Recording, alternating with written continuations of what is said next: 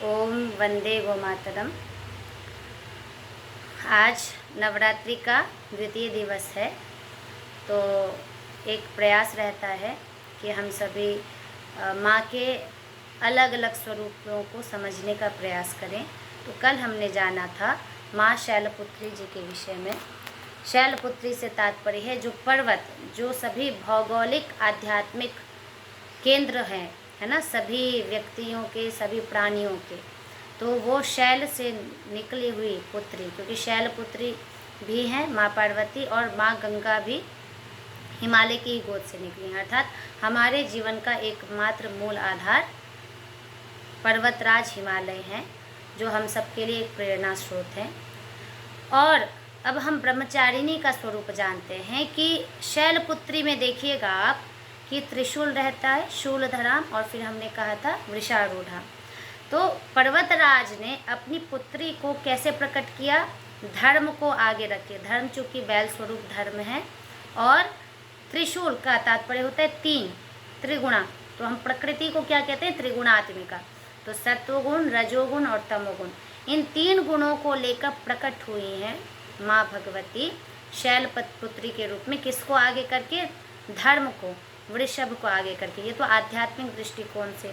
अगर हम इसका भौतिक दृष्टिकोण देखें कि हमारे जीवन के व्यवहार में कैसे उपयोगी होता है, तो जब वृषभ से ही पूर्व पहले हम खेती करते थे, और हमारी खेती पूर्ण शुद्ध सात्विक मानी जाती थी, तो इसलिए पहले वृषभ को आगे करके स्वयं वो गोस्वरूपा हैं, उन्हीं को हम कहते हैं प्रकृति, क्योंकि पृथ्वी ही गौ माता है। तो उन्होंने ऐसे सृष्टि के कार्य को आरंभ किया शुद्धतापूर्वक।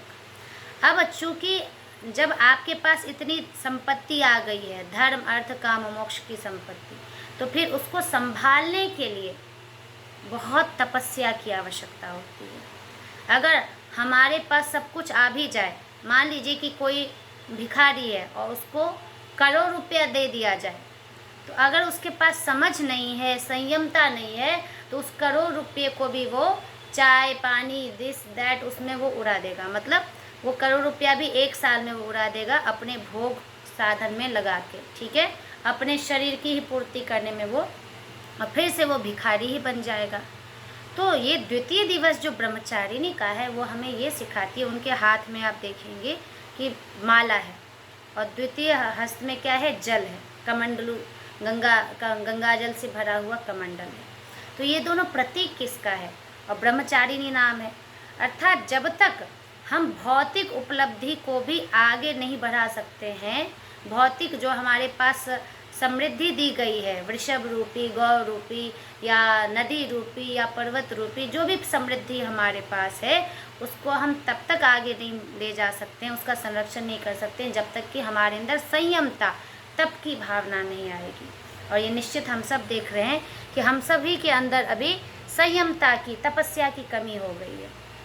इतना कि कभी कभी तो हम एक दूसरे की बात भी नहीं सुनना चाहते होते कि हम बोल लें तो बस हम बोल लें।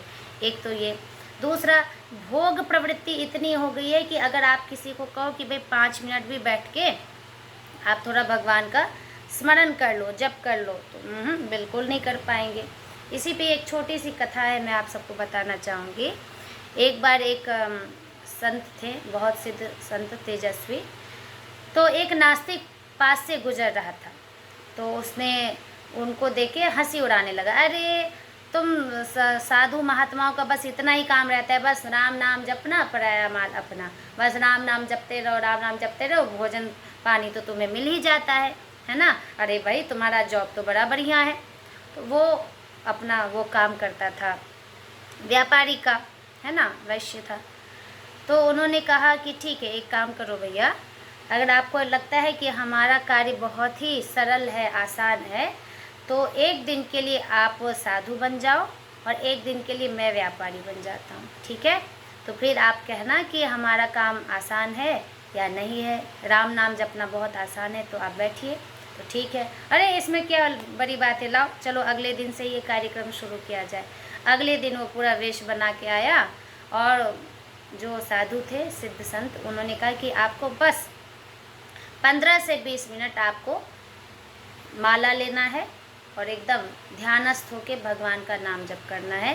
ध्यान रखना है कि ये 15 से 20 मिनट जो है ना, आपका मन इधर उधर नहीं होना चाहिए, एक जगह स्थित होके आपको ये कार्य करना है।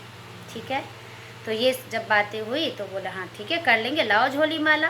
बैठ गए हैं वो, और वो उनके उसको वहीं पे वो बैठ के फल सब्जी इत्यादि का टोकरी लेके बैठ गए।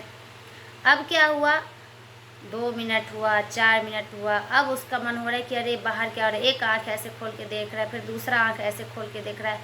5 से 10 मिनट हुआ होगा कि वो अपनी आँखें 5 से 10 मिनट भी बंद नहीं रख पाया, है ना।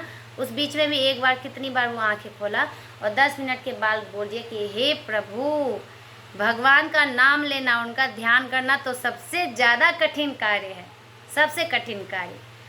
तो बोला कि हे महात्मा, आप महान हैं। मुझे तो लगता था कि आप लोग बस दिन भर ऐसे ही बैठे रहते हैं और दिन भर बैठ के बस जपते रहते और ध्यान करते रहते, लेकिन अब मुझे पता चला कि मेरा व्यापार सबसे आसान है। यहाँ वही या उसमें सब्जी ले लो, थोड़ा किसी से बात भी कर लिए, हंस भी लिए, है ना, लेकिन आपका काम तो सबसे ज़्यादा कठिन है। तो इस कथा से प्रेरणा क्या आ रही है कि अगर हम अपने जीवन में संयमता और सरलता नहीं लाएंगे तो फिर हमारी जो भौतिक उपलब्धि भी है ना, एक दिन नष्ट हो जाएगी। और वो हम नष्ट कर रहे हैं, भोग के प्रति इतने प्रवृत्त हो गए हैं। आजकल हम पूजा भी करते हैं या वो भी करते तो क्या सोचते हैं कि दूसरे व्यक्ति आए हमारा पूजा करवा दें, दूसरे पंडित जी आए तो हमारा ये करवा दें, और उस पूजा में भी हमारा 5 मिनट भी ध्यान भगवान की तरफ नहीं जाता है। किस तरफ जाता है, अरे इसने कितना अच्छा बोला। अब पूजा की विधि भी बदल गई है कि पूजा में भी थोड़ा गाना होना चाहिए, थोड़ा रमन चमन होना चाहिए, ये होना चाहिए। तो तात्पर्य हम अपने आप को इतना चंचल बना लिए, इतना चपल बना लिए हैं कि अर्जुन कहते हैं ना, चंचलम ही मनः कृष्णा प्रमाथ ही बलवत दृढ़म्। तो मन को संयमित किया जा सकता है, लेकिन हम उसे अवसर ही नहीं दे रहे हैं। ना जाने हम पर कौन सी ऐसा एक जड़ता हमारे अंदर चली आई है कि हम मन को संयमित करने का समय ही नहीं दे पा रहे। इसलिए आज परिणाम ऐसा है कि हम प्रकृति के संसाधनों को नष्ट किए जा रहे हैं, चाहे वो नदी हो, चाहे गौ माता हो, चाहे नंदी भगवान हो, चाहे कोई भी हो। सारे प्रकृति के साधन जो हमारे लिए उपयोगी है, हम सबके लिए हितकारी, उन्हीं को नष्ट कहते हैं ना। जिस डाल पे बैठे हो भैया उसी को काटे जा रहे हो। तो ये दुर्दशा आज हमारी और आपकी हो चुकी है। क्यों? एकमात्र मन की चंचलता के कारण। हमेशा हम बाहर ही देखना चाहते हैं, बाहर ही सुनना चाहते हैं, बाहर ही बोलना चाहते हैं। इतना बहिर्मुख हो गए हम कि हम अंदर जाते ही हमारा मन घबराने लगता है। और चूँकि हम तो हैं दृष्टा, हम तो हैं आंतरिक स्वरूप। हमारा मूल स्वरूप क्या है? आंतरिक स्वरूप है। अंदर हम बैठे हुए हैं, जो हम चेतना है, आत्मा कह ले। तो तात्पर्य इस बात को हमें समझना है कि ब्रह्मचारिणी माँ हमें संकेत क्या देती हैं कि जो संपदा आपको मिली है शैल से, पर्वत से, चाहे वो वृषभ रूप संपदा हो, चाहे वो नदी रूप संपदा हो, चाहे जो भी संपदा प्राकृतिक संपदा है, उसको संरक्षित वही व्यक्ति कर सकते हैं जिनका मन संयमित है, जिनका मन ब्रह्म में रत है, ब्रह्म में आचरित है।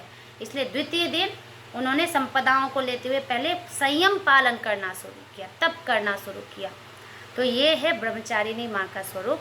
और ऐसे जब हम माँ के समक्ष बैठकर प्रार्थना करते हैं कि हे माता, हमारा मन बहुत चंचल हो चुका है ना, व्यक्तियों में, वस्तुओं में, संसाधनों में, क्योंकि धीरे धीरे ये संसार और चकाचौंध होता ही जाएगा।